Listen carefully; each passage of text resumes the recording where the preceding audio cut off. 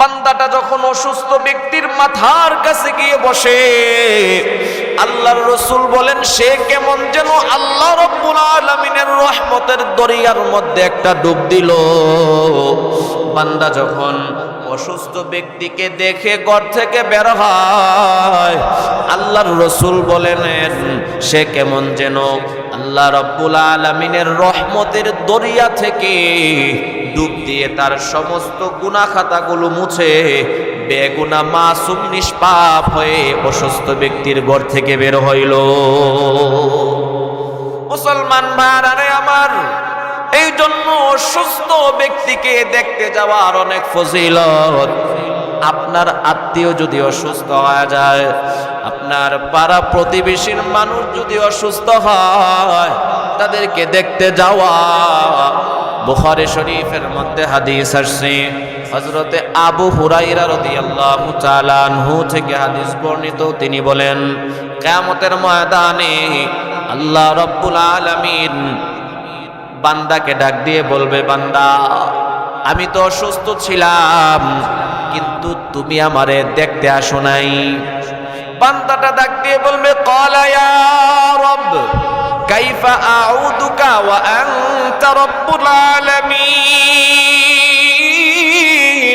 ওগো মালিক, আপনি তো রব্বুল আলামিন, কিভাবে আমি আপনাকে দেখতে আসব? আল্লাহ রাব্বুল আলামিন তখন বলবেন, বান্দা তুমি যখন দুনিয়াতে ছিলা, তুমি শুনতে পেয়েছিলা তোমার পাশের একজন প্রতিবেশী অসুস্থ, তুমি তারে দেখতে যাও নাই। বান্দা তুমি যদি তোমার পাশের প্রতিবেশীকে দেখতে যাইতা, ওই জায়গায় তুমি আমি আল্লাহরে পেয়ে যাইতা। আল্লাহ রাব্বুল আলামিনকে পাওয়ার সবচাইতে সহজ আমল হলো অসুস্থ ব্যক্তিকে দেখতে যাওয়া।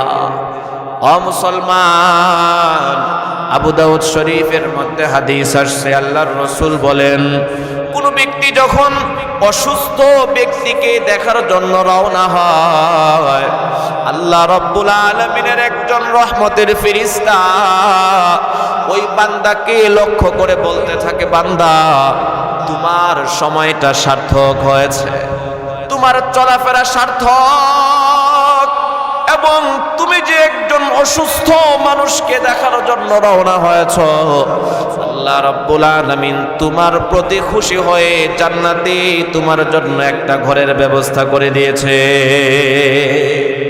মুসলমান ভাইরা আমার, জান্নাতে যদি আমার ঘর থাকে, আল্লাহ রাব্বুল আলামিন কি আমারে জাহান্নামে দিবেন? জান্নাতে যাওয়ার সহজ আমল হলো, জান্নাতে যাওয়ার একেবারে সহজ আমল হলো অসুস্থ মানুষকে দেখতে যাওয়া। হযরতে ওমর ইবনুল খাত্তাব রাদিয়াল্লাহু তাআলা আনহু থেকে হাদিস বর্ণিত, তিরমিজি শরীফের মধ্যে হাদিস খানা আসছে, আল্লাহর রাসূল বলেন, আয় উম্মত শুনো, তোমরা যখন কোনো অসুস্থ ব্যক্তিকে দেখতে যাইবা, অসুস্থ ব্যক্তিকে দেখার সময় গিয়ে তার কাছ থেকে দোয়া চাইবা, ভাই আমার জন্য একটু দোয়া করো।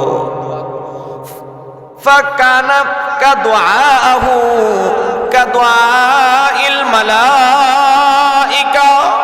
আল্লাহর রাসূল বলেন, এই অসুস্থ ব্যক্তির দোয়া হলো ফেরেশতাদের দোয়ার মতো। ফেরেশতাদের দোয়া যেমন আল্লাহ রাব্বুল আলামিন কবুল করে নেয়, ঠিক তদ্রূপ ভাবে অসুস্থ ব্যক্তির দোয়াও আল্লাহ রাব্বুল আলামিন কবুল করেন। সুতরাং পয়গম্বর বলেন, তুমি যখন অসুস্থ ব্যক্তিকে দেখার জন্য যাইবা, তার কাছ থেকে দোয়া চাইবা। মুসলমান ভাইরা আমার, হযরত ইবনে আব্বাস রাদিয়াল্লাহু তাআলা আনহু থেকে হাদিস বর্ণিত, ইবনে মাজাহ শরীফের মধ্যে হাদিস খানা আসছে, আল্লাহর রাসূল সাল্লাল্লাহু আলাইহি ওয়াসাল্লাম বলেন, কোন ব্যক্তি যদি অসুস্থ ব্যক্তির মাথার কাছে বসে এই দোয়াটা 7 বার পড়ে, আসআলুল্লাহাল আযীম রব্বাল আরশিল আযীম আইয়াশফিয়াক, আসআলুল্লাহাল আযীম রব্বাল আরশিল আযীম আইয়াশফিয়াক, পয়গম্বর বলেন ونشهد أن لا إله إلا الله وحده لا شريك له ونشهد أن سيدنا وسندنا وحبيبنا وطبيب قلوبنا ومولانا محمدا عبده ورسوله الذي علمه الله فأحسن تعليما وأدبه الله فأحسن تأديبا ثم بعثه الله إلى كافة الناس معلما اللهم فصل وسلم عليه وعلى آله وأصحابه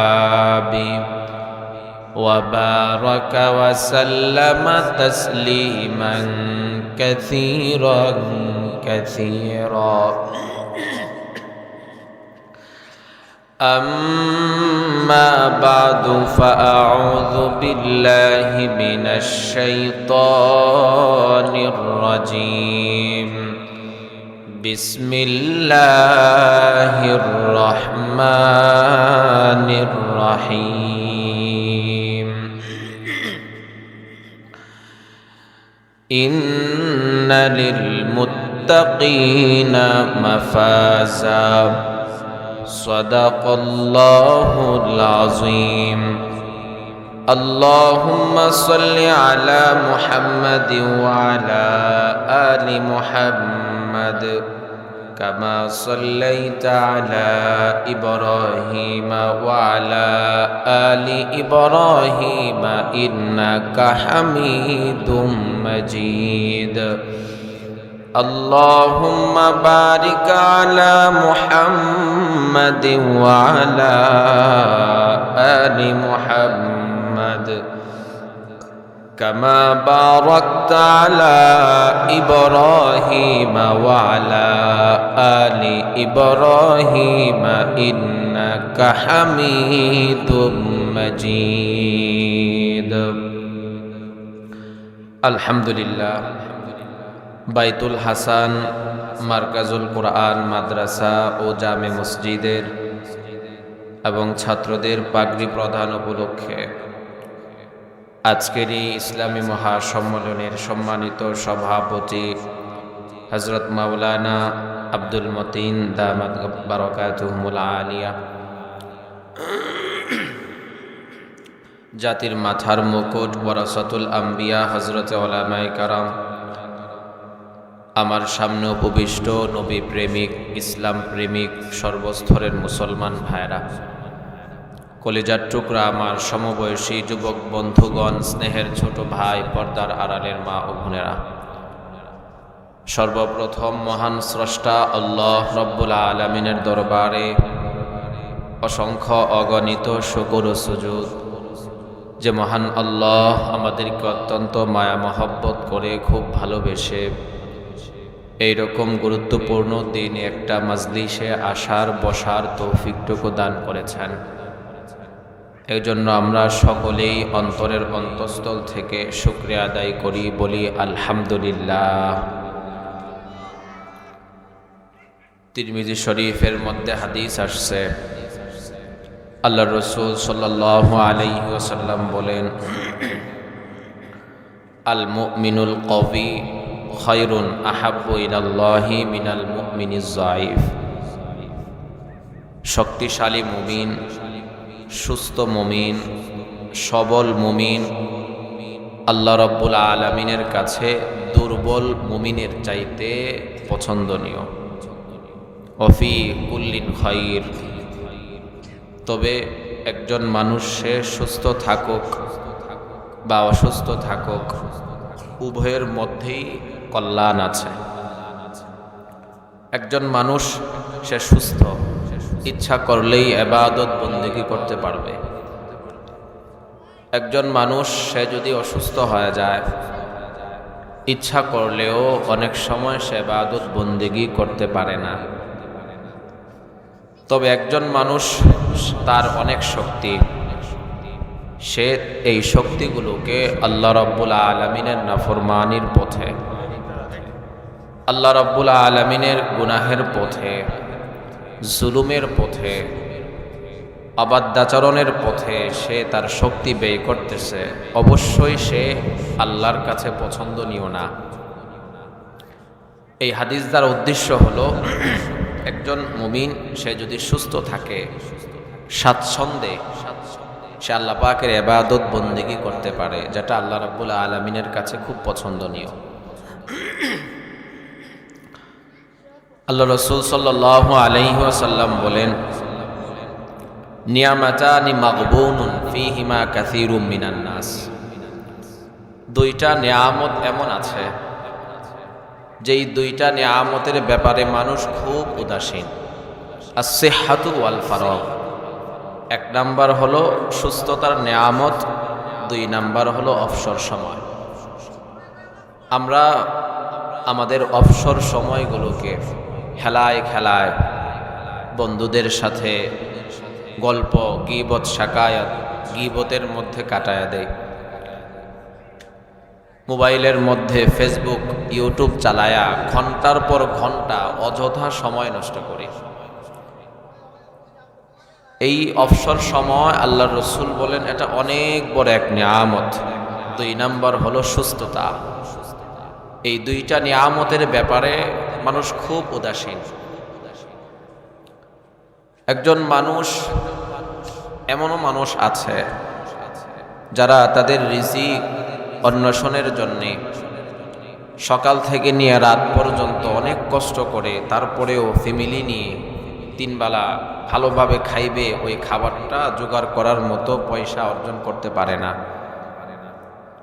আল্লাহ রাব্বুল আলামিন আমাদেরকে সময় দিয়েছেন, সুযোগ দিয়েছেন, অবস্থা বেঁধে বিভিন্ন জিনিসের মালিকানা দিন আমাদেরকে বানিয়েছেন। আমাদের দায়িত্ব হলো আল্লাহ রাব্বুল আলামিনের শুকরিয়া আদায় করা। মুসলমান ভাইরা আমার, তিরমিজি শরীফের মধ্যে হাদিস আসছে, আল্লাহর রাসূল বলেন, যাকে তিনটা নিয়ামত দিয়ে দেওয়া হলো তাকে দুনিয়ার সমস্ত নিয়ামত দিয়ে দেওয়া হলো। এক নাম্বার হলো, সে যদি সুস্থ অবস্থায় সকাল করে, একজন মানুষের দিনের শুরুটা সে সুস্থ থাকে। দুই নাম্বার, সে ফ্যামিলি নিয়েও খুব নিরাপদে আছে, কোনো টেনশন নাই, পেরেশানি নাই। তিন নাম্বার হলো, ওই দিন খাবার খাওয়ার মতো টাকা পয়সা তার কাছে আছে। আল্লাহর রাসূল বলেন, যাকে এই তিনটা নিয়ামত দিয়ে দেওয়া হলো, দুনিয়ার সমস্ত কল্যাণতারি দিয়ে দেওয়া হলো। এখন আমাদের অবস্থা তো এমন, এক বৎসর খাবার খাওয়ার মতো অর্থ সম্পদ হাতে থাকার পরেও পেরেশানির শেষ নাই। অথচ পয়গম্বর বলেন, কেউ যদি সুস্থ অবস্থায় সকাল করে,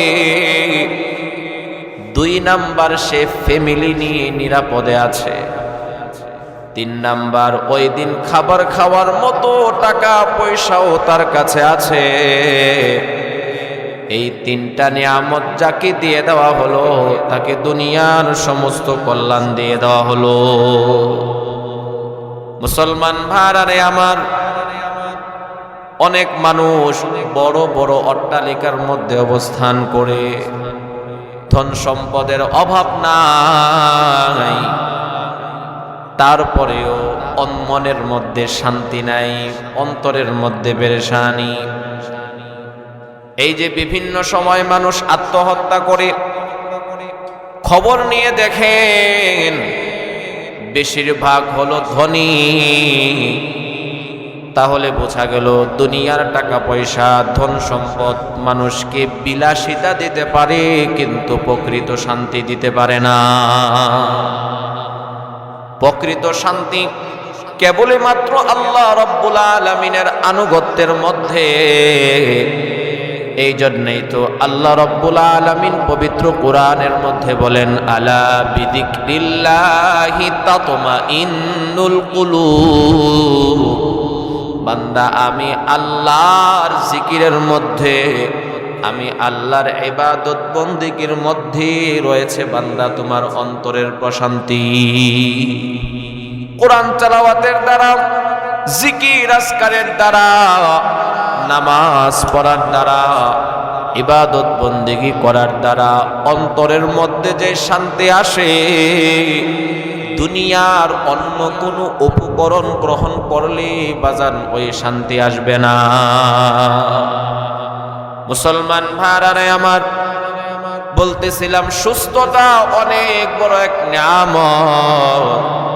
আল্লাহ রাব্বুল আলামিন আমাদের সকলকে সুস্থতার নিয়ামত দান করেন, বলেন আমিন। মুসলমান ভাইরা আমার, আল্লাহ রাব্বুল আলামিন আমাদেরকে একটা সুস্থ দেহ দিয়েছেন, কিন্তু আমাদের বাড়াবাড়ির কারণে, আমাদের নিয়ন্ত্রণহীন জীবনযাপন পরিচালনা করার কারণে, আল্লাহ এবং তার রাসূলের আদেশ মোতাবেক নিজের জীবনকে পরিচালিত করার না কারণে অনেক সময় আমরা আমাদের এই সুস্থ দেহটাকে অসুস্থ বানায় ফেলি। যেই সমস্ত কারণে মানুষ অসুস্থ হয়, এক নাম্বার হলো অতিরিক্ত খাবার। অতিরিক্ত খাবারের কারণে মানুষ অসুস্থ হয়ে পড়ে। আর এই জন্যে আল্লাহর রাসূল বলেন, সমস্ত রোগের মূল উৎস হলো পাকস্থলী। বেশি খাবার খাওয়া এটা ইসলাম পছন্দ করে না। আবার একেবারে খাবার না খাওয়া এটাও ঠিক না, কারণ অনেক সময় বেশি খাবার খাওয়ার কারণে যেমন মানুষ অসুস্থ হয়ে পড়ে, ঠিক তেমনি ভাবে খাবারের পুষ্টিহীনতার অভাবেও মানুষ অনেক সময় অসুস্থ হয়ে পড়ে। এই জন্য মধ্যম পন্থা অবলম্বন করা। আল্লাহ রাব্বুল আলামিন পবিত্র কোরআনের মধ্যে বলেন, কুলু ওয়াশরাবু ওয়ালা তুসরিফু। বান্দা, খাও পান করো, ওয়ালা তুসরিফু, সাবধান, অপচয় করবা না, অপচয় করবা না। আমাদের দ্বারা যেন কোনোভাবে কোনো জিনিসের অপচয় না হয়।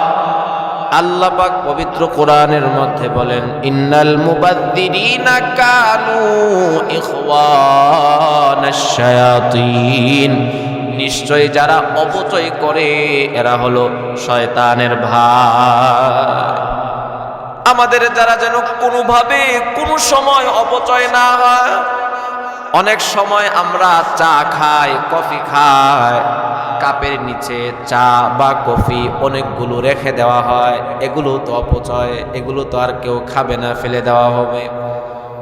আপনি খাবার খাইতে বসছেন, খাবারের সুন্নত হলো দস্তরখানা বিছায়া তারপরে খাবার খাওয়া। খাবার খাইতেছেন, যদি কিছু খাবার নিচে পড়ে যায়, রাসূলের সুন্নাত হলো খাবারটা উঠায়া খাওয়া। রাসূলের সাহাবী হযরত হুযায়ফা ইবনুল ইয়ামান রাদিয়াল্লাহু তাআলা আনহু মুসলমানদের পক্ষ থেকে প্রতিনিধি হিসাবে পারস্যের বাদশার সাথে মিটিং করার জন্য গেলেন। রাজপ্রাসাদের মধ্যে খাবারের ব্যবস্থা করা হয়েছে। রাসূলের সাহাবী হযরত হুযায়ফা ইবনুল ইয়ামান রাদিয়াল্লাহু তাআলা আনহু খাবার খাইতেছেন। হঠাৎ করে একটু খাবার নিচে পড়ে গিয়েছে। রাসূলের সুন্নাত হলো খাবার পড়ে গেলে উঠায়া খাওয়া। এই জন্য হযরতে হুযায়ফা রাদিয়াল্লাহু তাআলা আনহু তিনি পড়ে যাওয়া খাবারটারে উঠায়া খাইতেছেন। এমন সময় রাজপ্রাসাদের যে দুবাসী ছিলেন তিনি বলতেছেন, হযরত আপনি একই করতেছেন, আপনি কোথায় আছেন জানেননি? আপনি তো পারস্যের মহলের মধ্যে আছেন, মহলের নিয়ম হলো খাবার পরে গেলে এগুলো উঠায়া খাইতে নাই। যারা খাবার পরে গেলে উঠায়া খায় তাদেরকে বাদশারা পছন্দ করে না।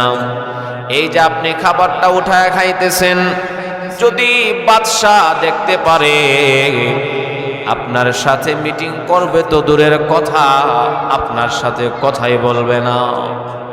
রাসূলের সাহাবী হযরতে হুযায়ফা ইবনুল ইয়ামান রাদিয়াল্লাহু তাআলা আনহু তখন বলেছিলেন, আতাতরুকু সুন্নাতা হাবিবি হাউলাইল হুমাকা।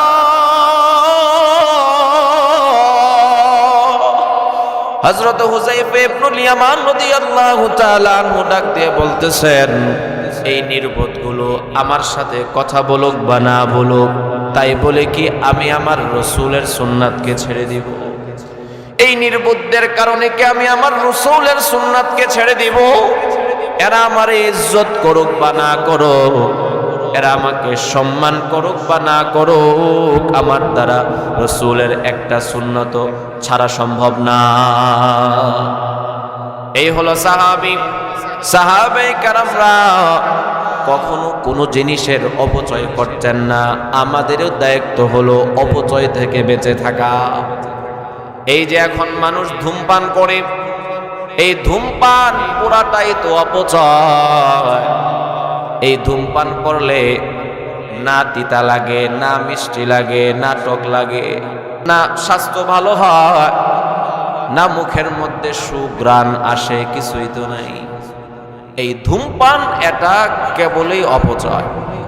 আমরা যখন ছোট ছিলাম গল্লিফ সিগারেট ছিল 5 টাকা, আর এখন হলো 15 টাকা। ধরাইলেন 4-5 মিনিটের ভিতরে শেষ, মানে আপনি 15টা টাকা জ্বালায়া শেষ করে দিলেন। এই ধূমপান করার মাধ্যমে এই পর্যন্ত আমরা কি পাইলাম? যারা ধূমপান করে দিন কি দিন তারা ক্যান্সারের দিকে অগ্রসর হইতে থাকে। যারা ধূমপান করে এদের ফুসফুস নষ্ট হয়ে যায়। যারা ধূমপান করে এদের ভিতরে বিভিন্ন ধরনের রোগ ব্যাধি বাসা বাঁধে। যারা ধূমপান করে এদের শরীরের রোগ প্রতিরোধ ক্ষমতা দিন কি দিন কমতে থাকে। ডাক্তারদের কথাও তো আমরা মানি না। ডাক্তার যদি বলে আপনার ডায়াবেটিস হয়েছে, সকালবেলায় আধা ঘন্টা হাঁটা লাগবে, যেই বান্দা জীবনেও ফজরের নামাজ পড়ে না, সকালে ঘুম থেকে উঠে না, ডাক্তারের কথা অনুযায়ী ঠিকই সকালবেলায় উঠে 1-1.5 ঘন্টা হাঁটতে পারে। তো ডাক্তাররা তো এই ক্ষেত্রে বলতেছে ধূমপান স্বাস্থ্যের জন্য ক্ষতিকর, কিন্তু তারপরেও ছাড়তে পারি না। যদি আমরা ধূমপান ছাড়তে পারি, আহা আমাদের জীবনটা কত সুন্দর হয়ে যাবে। আপনি যদি ধূমপান ছাড়তে না পারেন, আপনাকে দেখে আপনার সন্তানগুলো ধূমপান করা শিখবে। আমি যদি ধূমপান ছাড়তে না পারি, আমাকে দেখে আমার নাতিপুতি ধূমপান করা শিখবে। একটা সময় এমন আসবে আমার ছেলেটা আমার সামনে দাঁড়ায় দাঁড়ায় ধূমপান করবে, তাকে কোনো কিছু বলার মতো ওই রকম সাহস আমার থাকবে না, কারণ আমিও তো এই বদ অভ্যাসে অভ্যস্ত। এই ধূমপান এটাও অপচয়। এই রকম ভাবে সমস্ত অপচয় থেকে বেঁচে থাকা। আল্লাহ রাব্বুল আলামিন পবিত্র কোরআনের মধ্যে বলেন, কুলু ওয়াশরাবু ওয়ালা তুসরিফু। বান্দা খাও পান করো, তবে অপচয় করবা না। খাবারের ক্ষেত্রে নিয়ন্ত্রণ রাখা। তিরমিজি শরীফের মধ্যে হাদিস আসছে, আল্লাহর রাসূল বলেন, মানুষ তার পেটের চাইতে নিকৃষ্ট পাত্র আর ভরতে পারে না, মেরুদণ্ড সোজা করতে পারে। এই রকম কয়েক লোকমা খাবারই তো একজন মানুষের জন্য যথেষ্ট। এখন যদি একজন মানুষের বেশি খাবারের প্রয়োজন হয়, আল্লাহর রাসূল বলেন, তাহলে সে তার পেটকে 3 ভাগে ভাগ করবে। কয় ভাগে ভাগ করবেন? সবাই বলেন কয় ভাগে ভাগ করবেন? 3 ভাগে ভাগ করা। আল্লাহর রাসূল বলেন, সুলুসুহু লিতাআমিহি ওয়া সুলুসুহু লিশারাবিহি ওয়া সুলুসুন লিনাফসিহি। পয়গম্বর বলেন, এক ভাগ খাবার, আরেক ভাগ পানি, আরেকটা ভাগ খালি থাকবে। ইসলাম মানুষকে বেশি খাওয়ার প্রতি উদ্বুদ্ধ করে না। মুসলমান ভাইরা আমার, এখন আমাদের অবস্থা তো এমন হয়ে গিয়েছে, দেখা যায় যখন দাওয়াত খাইতে যায় মানুষ খাইয়া গলা পর্যন্ত নিয়ে আসে, মনে মনে চিন্তা করে 2000 টাকা দিয়েছি, খাইয়াটারে ওসুল করা লাগবে। এই যে অতিরিক্ত খাবার খেয়ে আমি আমার শরীরটাকে নষ্ট করতেছি, ওই দিকে আমার নজর নাই, আমার নজর হলো টাকার দিকে। মুসলমান মনে রাখবেন, আল্লাহ রাব্বুল আলামিন আমাদের খাবারের জন্য জীবন দেন নাই, বরং জীবনের জন্য খাবারের ব্যবস্থা আল্লাহ পাক করেছেন। আল্লাহ রাব্বুল আলামিন আমাদের এই জীবনটা খাবারের জন্য দেন নাই, কিন্তু আমাদের চালচলন দেখলে মনে হয় আল্লাহ রাব্বুল আলামিন আমাদেরকে খাবারের জন্য জীবন দিয়েছেন। মুসলমান, খাবারের ক্ষেত্রে নিয়ন্ত্রণ রাখা দরকার, এবং এই থিওরিটা সব সময় মাথায় রাখা। খাবারের জন্য জীবন নয়, জীবনের জন্য খাবার। যদি এটা আমরা আমাদের মাথায় রাখতে পারি, তাহলে খাবারের কারণে যে সমস্ত রোগ ব্যাধিতে মানুষ আক্রান্ত হয়, ওই রকম রোগ ব্যাধি থেকে আমরা বেঁচে থাকতে পারি। যে সমস্ত কারণে মানুষ অসুস্থ হয়, 1 নাম্বার হলো অতিরিক্ত খাবার, 2 নাম্বার হলো পরিশ্রমহীনতা, অলসতা। এই অলসতার কারণে, পরিশ্রমহীনতার কারণেও মানুষ অনেক সময় অসুস্থ হয়ে পড়ে। আল্লাহর রাসূল তিনি নিজের কাজগুলো নিজে করা পছন্দ করতেন, এমনকি বাড়িতে গিয়ে আম্মা জানদের কাজেও আল্লাহর রাসূল সহযোগিতা করতেন। মুসলমান ভাইরা আমার, আল্লাহর রাসূলের খাদেমের তো অভাব ছিল না। সাহাবায়ে কেরামরা আল্লাহর রাসূলের জন্য নিজের জীবন দেওয়ার জন্য প্রস্তুত ছিলেন। তারপরেও আল্লাহর রাসূল নিজের কাজগুলো নিজে করেছেন। এর দ্বারা উম্মতদেরকে শিক্ষা দিয়েছেন, উম্মত তুমি পরিশ্রমী হও। এই অলসতা থেকে আল্লাহর রাসূল আল্লাহ রাব্বুল আলামিনের কাছে পানাহ চেয়েছেন। আবু দাউদ শরীফের মধ্যে হাদিস আসছে, আল্লাহর রাসূল প্রায় সময় এই দোয়াটা করতেন, আল্লাহুম্মা ইন্নী আউযু বিকা মিনাল হাম্মি ওয়াল হাযান ওয়াল আজজি ওয়াল কাসাল ওয়াল জুবনি ওয়াল বুখল ওয়া দালাতিদ দাইন। আল্লাহর রাসূল আল্লাহর কাছে দোয়া করতেন, মালিক দুশ্চিন্তা থেকে, কষ্ট থেকে, অলসতা থেকে, অক্ষমতা থেকে, কৃপণতা থেকে, ঋণের বোঝা থেকে তুমি আমারে হেফাজত করো। আল্লাহর রাসূল প্রায় সময় আল্লাহর কাছে অলসতা থেকে মুক্তির জন্য দোয়া করেছেন। তো মানুষ যে অসুস্থ হয়, 2 নাম্বার হলো অলসতা, পরিশ্রমহীনতার কারণেও মানুষ অসুস্থ হয়ে পড়ে। 3 নাম্বার অনিয়ন্ত্রণহীন জীবনযাপন করা, অনিয়ন্ত্রণহীন ঘুম। যখন মনে চাইলো ঘুমাইলাম, যখন মনে চাইলো 2টা-3টা পর্যন্ত মোবাইল চালাইলাম। এইরকম ভাবে যারা অনিয়ন্ত্রণহীন ভাবে জীবনযাপন করবে, অনিয়ন্ত্রণহীন ঘুমের কারণেও মানুষ অসুস্থ হয়ে পড়ে। মুসলমান ভাইরা আমার, অতিরিক্ত মোবাইল চালানোর কত যে ক্ষতি। ঘুমানোর সময় দেখা যায় মোবাইলটা নিয়ে ঘুমায়া পড়ে, 2 ঘন্টা 3 ঘন্টা মোবাইল চালাইতে থাকে।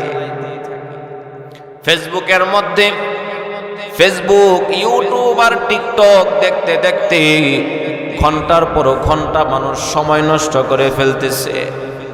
আমি তো বলি কেউ যদি আল্লাহ রাব্বুল আলামিন যদি তাকে 1000 বৎসর হায়াত দেয়, 1000 বৎসর পর্যন্ত টানা একজন মানুষ যদি শুধু টিকটক দেখতে থাকে, তারপরেও জীবন শেষ হয়ে যাবে, টিকটক দেখা শেষ হবে না। এই পরিমাণ টিকটক ভিডিও নেটের মধ্যে আছে। মুসলমান ভাইরা আমার, কত এই ভিডিওগুলো দেখবো, এর তো কোনো শেষ নেই। ঘুরে ফিরে সেই অশ্লীলতা। আল্লাহ রাব্বুল আলামিন বলেন, ওয়ালা তাকরাবুল ফাওয়াহিশ, আয় বান্দা অশ্লীলতার ধারে কাছেও যাইবা না, অশ্লীলতার ধারে কাছেও যাইবা না। বর্তমানে বাচ্চাদের জীবন তো একেবারে ধ্বংসের পথে। ফেসবুক, এই যে গেমস খেলা দেখে, কার্টুন দেখে বাচ্চারা তাদের পড়ালেখার মধ্যে মনোযোগী হইতে পারতেছে না। মুসলমান ভাইরা আমার, মোবাইলের ক্ষেত্রে সতর্ক থাকা। রাসূলের সুন্নাত হলো ঘুমানোর সময় ওযু করে ঘুমানো, ঘুমানোর সময় ওযু করে ঘুমানো। আপনি যদি ঘুমানোর সময় ওযু করে ঘুমান, তাহলে দেখবেন আপনার ঘুমটা কত ভালো হবে। এখানে যারা আছেন নিয়ত করেন আজকে বাসায় গিয়ে ঘুমানোর সময় ওযু করে ঘুমাবো। দেখবেন আপনি যদি ওযু করে ঘুমান, আপনার হাত দুইটা পরিষ্কার থাকবে, চেহারাটা পরিষ্কার থাকবে, পা দুইটা পরিষ্কার থাকবে। ঘুমানোর সময় 3 বার বিছানা ঝাড়ু দেওয়া, এটাও রাসূলের সুন্নাত। বালিশের সাথে মাথাটারে লাগায় একটু জিকির করলেন, জিকির করতে করতে ঘুমিয়ে পড়েন। দেখবেন সকালবেলায় ঘুম থেকে ওঠার পরে শরীরের মধ্যে আলাদা একটা শান্তি অনুভব হবে। আর যদি ঘুমানোর সময় আপনি ওযু করলেন না, ঘুমানোর সময় বিছানাও আপনি ঝাড়া দিলেন না, ঘুমানোর সময় আপনি একটু জিকির আজকারও করলেন না, মোবাইলটারে হাতের মধ্যে লইয়া শুয়ে পড়লেন, 2-3 ঘন্টা মোবাইল চালাইতে চালাইতে হঠাৎ করে ঘুমিয়ে পড়লেন, সকালবেলায় দেখবেন আপনার ঘুমটা তেমন ভালো হবে না। মুসলমান ভাইরা আমার, রাসূলের সুন্নতের বহির্ভূত কোন কাজ করব আর শান্তিতে থাকবো, কোশ্চিনকালেও সম্ভব না। এই জন্য বাবা, ঘুমানোর সময় মোবাইলটারে মাথার কাছে না রেখে একটু দূরে রাখার চেষ্টা করবেন। সুকিসের উপরে, আলমারির উপরে, সোফার উপরে রাখবেন, কারণ হাতের কাছে থাকলেই তো চালাইতে মনে চাইবে। মোবাইল হাতের কাছে না রেখে ঘুমানোর সময় আপনি হাতের মধ্যে একটা তসবিহ নিয়ে ঘুমায়া পড়েন। দেখবেন আপনার হাতের মধ্যে যখন তাসবিহ থাকবে, অন্য কোনো চিন্তা ভাবনা আপনার মাথার মধ্যে আসবে না। ব্যবসায়িক ভাই যারা আছে, ঘুমানোর সময় ব্যবসায়িক চিন্তা মাথায় আসে। চাকরিজীবী ভাই যারা আছে, ঘুমানোর সময় চাকরির বিভিন্ন চিন্তা মাথায় আসে। কৃষি কাজ যারা করে, কৃষির বিভিন্ন চিন্তা মাথায় আসে। যে যেই কাজে ব্যস্ত, ওই কাজ নিয়ে বিভিন্ন চিন্তা মানুষের মাথার মধ্যে আসে, যার কারণে ঘুম আসতে দেরি হয়। এখন আপনি যদি হাতের মধ্যে একটা তাসবিহ নিয়ে মনে মনে নিয়ত করেন, ঘুমানোর সময় আমি 100 বার লা ইলাহা ইল্লাল্লাহর তাসবিহটা পড়ব, ঘুমানোর সময় আমি 100 বার সুবহানাল্লাহর তাসবিহটা পড়ব, ঘুমানোর সময় আমি 100 বার লা হাওলা ওয়ালা কুওয়াতা ইল্লা বিল্লাহ তাসবিহটা পড়ব। এই নিয়ত করে যদি আপনি ঘুমায়া পড়েন, ঘুমানোর সময় যদি তাসবিহ পড়তে আরম্ভ করে দেন, দেখবেন শয়তান এসে আপনার হাত পা টিপা আরম্ভ করে দিবে। কারণ আপনি জিকির করে যদি জাগ্রত থাকেন, আপনি তো হাজার হাজার নেকি অর্জন করে ফেলবেন। এটা তো শয়তান চায় না। এই কারণে আপনাকে আরাম দিয়ে হলেও তাড়াতাড়ি সে ঘুম পাড়ায় দিবে। এগুলো হলো ঘুমের মহা ঔষধ। আপনি ঘুমানোর সময় ওযু করে ঘুমান, ঘুমানোর সময় বিছানাটারে 3 বার ঝাড়া দিয়ে ঘুমান। ঘুমানোর সময় একটু জিকির আজকার করেন। ঘুমানোর সময় মোবাইলটাকে একটু দূরে রাখেন। রাসূলের সুন্নাত তরিকা অনুযায়ী ঘুমান, দেখবেন আপনার ঘুমটা কত সুন্দর হয়। মুসলমান ভাইরা আমার, আল্লাহর রাসূল বলেন এই অনিয়ন্ত্রণহীন ঘুমের কারণেও মানুষ অসুস্থ হয়ে পড়ে। আবু দাউদ শরীফের মধ্যে হাদিস আসছে, আল্লাহর রাসূল সাল্লাল্লাহু আলাইহি ওয়াসাল্লাম বলেন, কেউ যদি ফজরের সময় ঘুম থেকে উঠে ফজরের নামাজ পড়ে, আল্লাহ রাব্বুল আলামিন তার হায়াতের মধ্যেও বরকত দিবেন, তার কামাই রুজির মধ্যেও বরকত দিবেন। আর যদি ফজরের সময় নাক ডেকে নামাজের সময় ঘুমাইতে থাকে, আল্লাহর রাসূল বলেন তার শরীরের মধ্যে বিভিন্ন অসুস্থতার বাসা বাঁধবে, তার শরীরের মধ্যে অলসতা আসবে এবং তার ফ্যামিলির মধ্যেও অর্থ সংকট দেখা দিবে। যে সমস্ত কারণে মানুষ অসুস্থ হয়ে পড়ে, 3 নাম্বার হলো অনিয়ন্ত্রণহীন জীবনযাপন, অনিয়ন্ত্রণহীন ঘুম। এই কারণেও মানুষ অসুস্থ হয়ে পড়ে। 4 নাম্বার অপরিচ্ছন্নতার কারণেও মানুষ অসুস্থ হয়ে পড়ে। আল্লাহর রাসূল সাল্লাল্লাহু আলাইহি ওয়াসাল্লাম বলেন, নাযিফু আফনিয়াতা বুয়ুতিকুম। আয় উম্মত শোনো, তুমি তোমার ঘরের আশপাশকে পরিষ্কার রাখো। শুধু ঘরকে পরিষ্কার রাখার কথা বলেন নাই, ঘরকে তো পরিষ্কার রাখতেই হবে, পাশাপাশি ঘরের আশপাশকেও পরিষ্কার রাখা। কারণ আপনি যদি আপনার ঘরকে শুধু পরিষ্কার রাখেন, আশপাশকে যদি পরিষ্কার না রাখেন, আশপাশের ময়লাগুলো আপনার ঘরের মধ্যে চলে আসবে। আন-নাযাফাতু মিনাদ-দীন, পরিচ্ছন্নতা এটা হলো দ্বীনের একটা অংশ। তাহলে যারা অপরিচ্ছন্নভাবে জীবন যাপন করবে, তারাও আস্তে আস্তে অসুস্থ হয়ে যাবে। যেই সমস্ত কারণে মানুষ অসুস্থ হয়ে যায়, 5 নাম্বার হলো অসতর্কতা।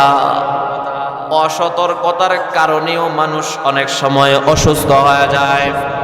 একজন মানুষ অসুস্থ হলো, আপনার দায়িত্ব হলো সতর্ক থাকা এবং এই ইয়াকিন অন্তরের মধ্যে রাখা, যা কিছু হয় সব আল্লাহর পক্ষ থেকে হয়। মুসলিম শরীফের মধ্যে হাদিস আসছে, আল্লাহর রাসূল সাল্লাল্লাহু আলাইহি ওয়াসাল্লাম বলেন, আয় উম্মত শুনো, তুমি যদি দেখো তোমার পাশের এলাকার মধ্যে মহামারী আসছে, ফালা তাদখুলহা, পয়গম্বর বলেন তুমি ওই এলাকার মধ্যে যাইবা না, প্রবেশ করবা না। আর যদি এমন হয় তুমি যেই এলাকার মধ্যে আছো, ওই এলাকার মধ্যে যদি মহামারী দেখা দেয়, তাহলে মহামারী থেকে বাঁচার জন্য এই এলাকা ছেড়ে অন্য এলাকায় যাইবা না।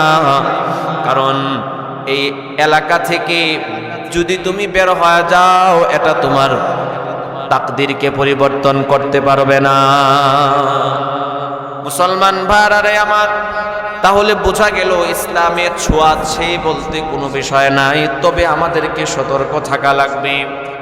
এখন সতর্কতার অর্থ এই নয় একজন মানুষ অসুস্থ হয়ে পড়লো, আমরা তারে দূরে সরাইয়া দিলাম, আমরা তাকে ঘৃণা করলাম, বিষয়টা এমন না। ইয়াদাতে মারিজ, অসুস্থ মানুষকে দেখতে যাওয়ার অনেক ফজিলত। তিরমিজি শরীফের মধ্যে হাদিস আসছে, হযরতে আলী রাদিয়াল্লাহু তাআলা আনহু থেকে হাদিস বর্ণিত, তিনি বলেন আল্লাহর রাসূল সাল্লাল্লাহু আলাইহি ওয়াসাল্লাম বলেছেন, কোন ব্যক্তি যদি একজন অসুস্থ মানুষকে দেখার জন্য রওনা হয়, সকালবেলায় যদি দেখতে যায়, সন্ধ্যা পর্যন্ত আল্লাহ রাব্বুল আলামিনের রহমতের 70,000 ফেরেশতা তার জন্য মাগফিরাতের দোয়া করতে থাকে। আর যদি সন্ধ্যায় কোন অসুস্থ ব্যক্তিকে দেখতে যায়, সকাল পর্যন্ত আল্লাহ রাব্বুল আলামিনের রহমতের ৭০,০০০ ফেরেশতা তার জন্য মাগফিরাতের দোয়া করতে থাকে। মুসলমান ভাইরা আমার, হযরতে আনাস রাদিয়াল্লাহু তাআলা আনহু থেকে হাদিস বর্ণিত, মুসনাদে আহমদ শরীফের মধ্যে হাদিস খানা আসছে।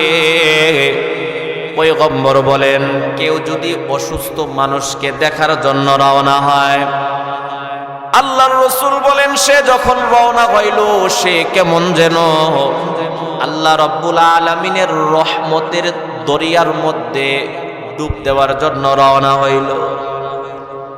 বান্দাটা যখন অসুস্থ ব্যক্তির মাথার কাছে গিয়ে বসে, আল্লাহর রাসূল বলেন সে কেমন যেন আল্লাহ রাব্বুল আলামিনের রহমতের দরিয়ার মধ্যে একটা ডুব দিল।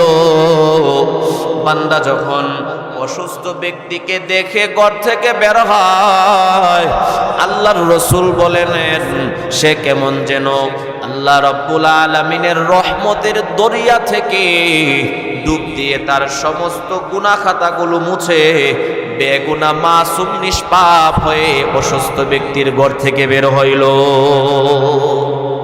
মুসলমান ভাইরা আমার, এই জন্য অসুস্থ ব্যক্তিকে দেখতে যাওয়ার অনেক ফজিলত। আপনার আত্মীয় যদি অসুস্থ হয়ে যায়, আপনার পাড়া প্রতিবেশীর মানুষ যদি অসুস্থ হয়, তাদেরকে দেখতে যাওয়া।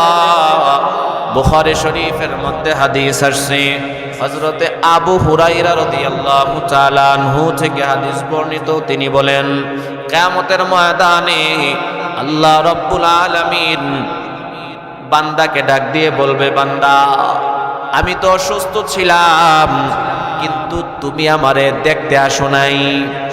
বান্দাটা ডাক দিয়ে বলবে, ক্বালা ইয়া রব কাইফা আউদুকা ওয়া আনতা রাব্বুল আলামিন। ওগো মালিক, আপনি তো রব্বুল আলামিন, কিভাবে আমি আপনাকে দেখতে আসব? আল্লাহ রাব্বুল আলামিন তখন বলবেন, বান্দা তুমি যখন দুনিয়াতে ছিলা তুমি শুনতে পেয়েছিলা তোমার পাশের একজন প্রতিবেশী অসুস্থ, তুমি তারে দেখতে যাও নাই। বান্দা তুমি যদি তোমার পাশের প্রতিবেশীকে দেখতে যাইতা, ওই জায়গায় আমি আল্লাহরে পেয়ে যাইতা। আল্লাহ রাব্বুল আলামিনকে পাওয়ার সবচাইতে সহজ আমল হলো অসুস্থ ব্যক্তিকে দেখতে যাওয়া। ও মুসলমান, আবু দাউদ শরীফের মধ্যে হাদিস আসছে, আল্লাহর রাসূল বলেন কোন ব্যক্তি যখন অসুস্থ ব্যক্তিকে দেখার জন্য রওনা হয়, আল্লাহ রাব্বুল আলামিনের একজন রহমতের ফেরেশতা ওই বান্দাকে লক্ষ্য করে বলতে থাকে, বান্দা তোমার সময়টা সার্থক হয়েছে, তোমার চলাফেরা সার্থক, এবং তুমি যে একজন অসুস্থ মানুষকে দেখার জন্য রওনা হয়েছ, আল্লাহ রাব্বুল আলামিন তোমার প্রতি খুশি হয়ে জান্নাতে তোমার জন্য একটা ঘরের ব্যবস্থা করে দিয়েছে। মুসলমান ভাইরা আমার, জান্নাতে যদি আমার ঘর থাকে, আল্লাহ রাব্বুল আলামিন কি আমারে জাহান্নামে দিবেন? জান্নাতে যাওয়ার সহজ আমল হলো, জান্নাতে যাওয়ার একেবারে সহজ আমল হলো অসুস্থ মানুষকে দেখতে যাওয়া। হযরতে ওমর ইবনুল খাত্তাব রাদিয়াল্লাহু তাআলা আনহু থেকে হাদিস বর্ণিত, তিরমিজি শরীফের মধ্যে হাদিস খানা আসছে, আল্লাহর রাসূল বলেন, আয় উম্মত শোনো, তোমরা যখন কোনো অসুস্থ ব্যক্তিকে দেখতে যাইবা, অসুস্থ ব্যক্তিকে দেখার সময় গিয়ে তার কাছ থেকে দোয়া চাইবা, ভাই আমার জন্য একটু দোয়া করো। ফাকানা কাদুআহু কাদুআইল মালাইকা। আল্লাহর রাসূল বলেন এই অসুস্থ ব্যক্তির দোয়া হলো ফেরেশতাদের দোয়ার মতো। ফেরেশতাদের দোয়া যেমন আল্লাহ রাব্বুল আলামিন কবুল করে নেয়, ঠিক তদ্রূপ ভাবে অসুস্থ ব্যক্তির দোয়াও আল্লাহ রাব্বুল আলামিন কবুল করেন। সুতরাং পয়গম্বর বলেন তুমি যখন অসুস্থ ব্যক্তিকে দেখার জন্য যাইবা তার কাছ থেকে দোয়া চাইবা। মুসলমান ভাইরা আমার, হযরত ইবনে আব্বাস রাদিয়াল্লাহু তাআলা আনহু থেকে হাদিস বর্ণিত, ইবনে মাজাহ শরীফের মধ্যে হাদিস খানা আসছে। আল্লাহর রাসূল সাল্লাল্লাহু আলাইহি ওয়াসাল্লাম বলেন, কোন ব্যক্তি যদি অসুস্থ ব্যক্তির মাথার কাছে বসে এই দোয়াটা 7 বার পড়ে, আসআলুল্লাহাল আযীম রব্বাল আরশিল আযীম আইয়াশফিয়াক, আসআলুল্লাহাল আযীম রব্বাল আরশিল আযীম আইয়াশফিয়াক। পয়গম্বর বলেন, কোন ব্যক্তি যদি অসুস্থ ব্যক্তির কাছে বসে এই দোয়াটা 7 বার পড়ে, এই অসুস্থতায় যদি আল্লাহ রব্বুল আলামিন তার মৃত্যু লেখে না রাখেন, এই দোয়ার বরকতে আল্লাহ রব্বুল আলামিন তারে সুস্থ বানায় দিবে। মুসলমান ভাইরা আমার, এই জন্য সতর্ক থাকা, সব সময় সতর্ক থাকা। যারা অসতর্ক থাকবে, এই অসতর্ক থাকার কারণেও অনেক সময় মানুষ অসুস্থ হয়ে যায়। 6 নাম্বার হলো পেরেশানি। বিভিন্ন পেরেশানির কারণেও মানুষ অসুস্থ হয়ে পড়ে। এই পেরেশানি দূর করার মহা ঔষধ হলো ইবাদত বন্দেগীতে মনোযোগী দেওয়া। বান্দা যত বেশি ইবাদত বন্দেগীতে মনোযোগী হবে, তার মাথা থেকে তত বেশি টেনশন আল্লাহ পাক দূর করে দিবে। মুসলমান ভাইরা আমার, যে সমস্ত কারণে মানুষ অসুস্থ হয়ে যায়, 7 নাম্বার হলো অশ্লীলতা। এই অশ্লীলতার কারণেও অনেক সময় মানুষ অসুস্থ হয়ে পড়ে। ইবনে মাজাহ শরীফের মধ্যে হাদিস আসছে, আল্লাহর রাসূল সাল্লাল্লাহু আলাইহি ওয়াসাল্লাম বলেন, যেই সমাজের মধ্যে অশ্লীলতার ছয়লাভ করে, যেই সমাজের মধ্যে অশ্লীলতা বিরাজমান, ওই সমাজের মধ্যে আল্লাহ রব্বুল আলামিন এমন এমন রোগ ব্যাধি দিবেন, যে রোগ ব্যাধিগুলো পূর্ববর্তী কোনো উম্মতদেরকে আল্লাহ পাক দেন নাই। এবং এত জঘন্য, এত মারাত্মক মারাত্মক রোগ ব্যাধি আল্লাহ পাক দিবেন, যে রোগ ব্যাধিগুলোর নামও পূর্ববর্তী উম্মতরা শুনে নাই। মুসলমান ভাইরা আমার, এই অশ্লীলতার কারণেও মানুষ অসুস্থ হয়ে পড়ে। এই জন্য বাজান, আমাদেরকে গুনাহ থেকে বেঁচে থাকতে হবে, গুনাহ থেকে বেঁচে থাকতে হবে।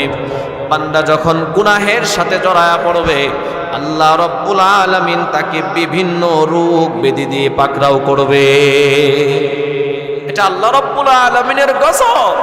বান্দা, তুমি কেন আল্লাহ পাকের নাফরমানি করেছো?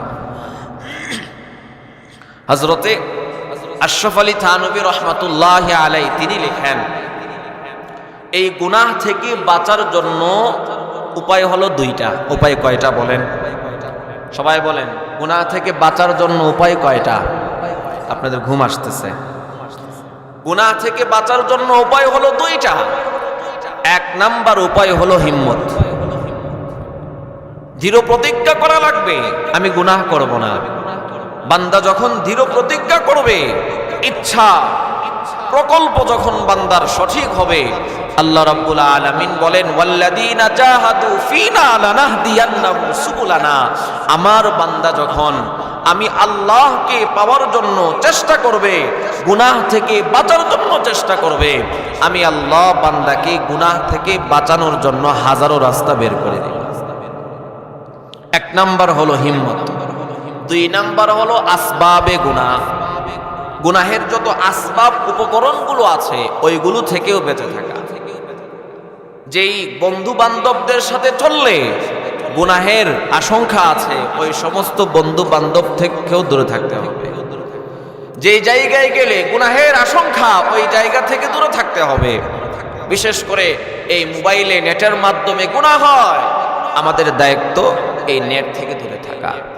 যতটুকু প্রয়োজন শেষ করার পরে নেট থেকে বের হয়ে আসা। তথ্য প্রযুক্তির দরকার আছে, কিন্তু এই তথ্য প্রযুক্তির অপব্যবহার করা যাবে না। বর্তমানে আমাদের যুব সমাজ কেমন যেন মোবাইলে আসক্ত হয়ে পড়েছে। 10টা মিনিট মোবাইল ছাড়া থাকতে পারে না। যতক্ষণ মোবাইল চার্জে থাকে তো থাকলোই, যতক্ষণ ঘুমাইতেছে তো ঘুমাইলো, ঘুম থেকে উঠে 10টা মিনিট মোবাইল ছাড়া থাকতে পারে না। মুসলমান ভাইরা রে আমার, একজন অসুস্থ মানুষ অসুস্থতার কারণে যেমন ভাবে সে কাজকর্ম করতে পারে না, ঠিক তদরূপ ভাবে বর্তমানে আমাদের যুবক ভাইরা মোবাইলে আসক্ত থাকার কারণে ইবাদত বন্দেগী করতে পারে না, কোরআন তেলাওয়াত করতে পারে না, জিকির আজকার করতে পারে না, মা বাবার কথা মানতে পারে না, পড়ালেখার মধ্যেও মনোযোগী হতে পারে না। একটাই কারণ, যুবক সে মোবাইলে আসক্ত। মুসলমান ভাইরা রে আমার, বড় আফসোসের সাথে বলতে হয়, আমরা যারা অভিভাবক আছি, আমাদের মনের মধ্যে সন্তানকে নিয়ে অনেক আশা। আমার সন্তান ভালো করে লেখাপড়া করবে, উচ্চ শিক্ষায়